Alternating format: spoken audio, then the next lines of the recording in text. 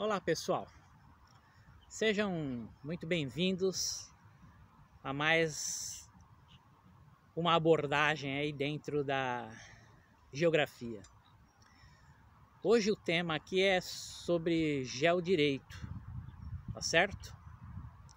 Geodireito, falaremos um pouco como ele surgiu, como ele apareceu no período colonial no Brasil. Enfim, faremos algumas abordagens aqui bem superficiais, porque o tema é bem vasto e bem profundo, tá certo? Então o geodireito ele surge no mundo desde que mundo é mundo. Por quê? Como já dizia Rousseau, desde que o homem cercou um pedaço de terra e ali surgiu a propriedade, nós temos aí, de forma indireta, o aparecimento também do geodireito.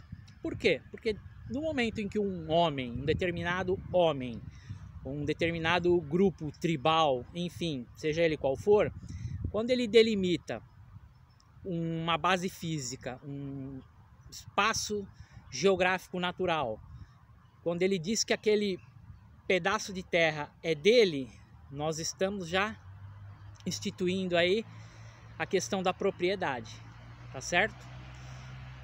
E um dos fundamentos do geodireito é a propriedade, tá certo? Seja ela privada ou estatal, certo, pessoal? Então, vejam, Rousseau falava muito disso, né? Que não esse fenômeno era, né? Esse fenômeno da propriedade, do cercar uma base física, de se apropriar de um espaço geográfico, né? Quando o homem faz isso, nós estamos aí estabelecendo a propriedade, tá certo? Então vejam, isso Rousseau diz lá nos Fundamentos das Desigualdades sobre os Homens, né? No livro dele. E nesse sentido, e aí dando um salto temporal bem, né? Saindo desde lá dos tempos mais remotos, né?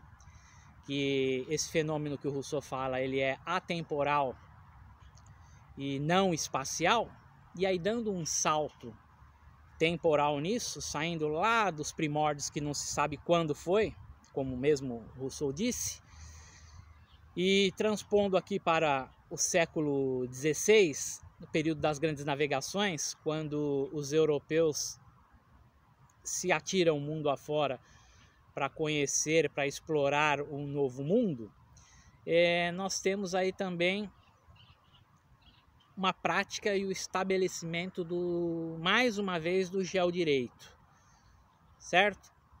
Vamos pegar o exemplo do Brasil. Quando os portugueses invadiram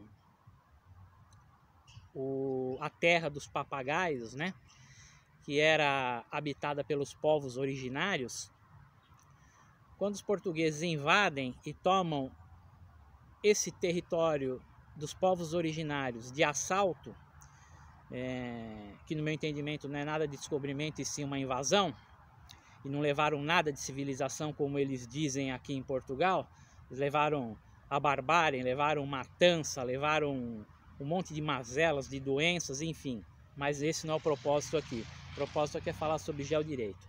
Então no século XVI, XVII principalmente, nós tivemos aí a prática do geodireito no sentido dos tratados que foram feitos, né? Em princípio, nós temos aí a divisão do espaço colonial em capitanias hereditárias, depois em sesmarias, tá certo? Todo esse processo, ele foi baseado em normas, tinham textos jurídicos por trás disso, para dar sustentação a toda essa divisão, todo esse recorte, toda essa fragmentação do território, tá certo? E mais para frente, nós tivemos os grandes tratados, né, entre espanhóis e portugueses, que foram os tratados de Tordesilhas, Madrid e Santo Ildefonso, tá certo? Que diziam o seguinte: olha, dessa linha para cá é meu e daquela linha para cá, daquela linha para lá é seu, né?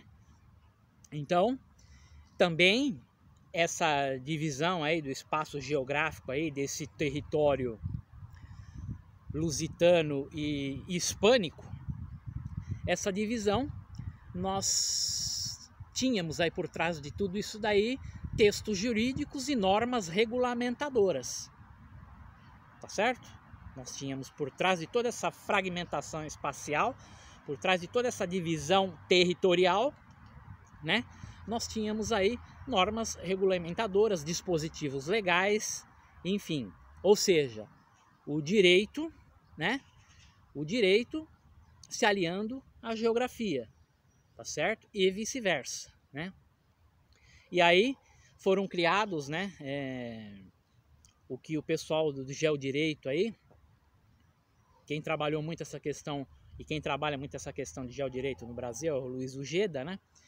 E então nós temos aí a questão nessa divisão jurídico-territorial, nós temos aí a questão, né? Um subproduto disso, um instrumento disso, uma ferramenta disso, que é o mapa-norma, né? Se apresenta, né, na ponta, o final de tudo isso daí, são produzidos mapas-normas, tá certo? Que por trás daquele mapa tem toda uma regulamentação jurídica, normatizadora, enfim, tá certo? Então aí, caminhando ainda um pouco mais nessa história espacial do Brasil, do geodireito, mais para frente nós tivemos, em 1850, por exemplo, a questão da Lei de Terras, que também foi mais uma tentativa de organizar, regulamentar o espaço geográfico, dando ênfase à propriedade privada, tá certo?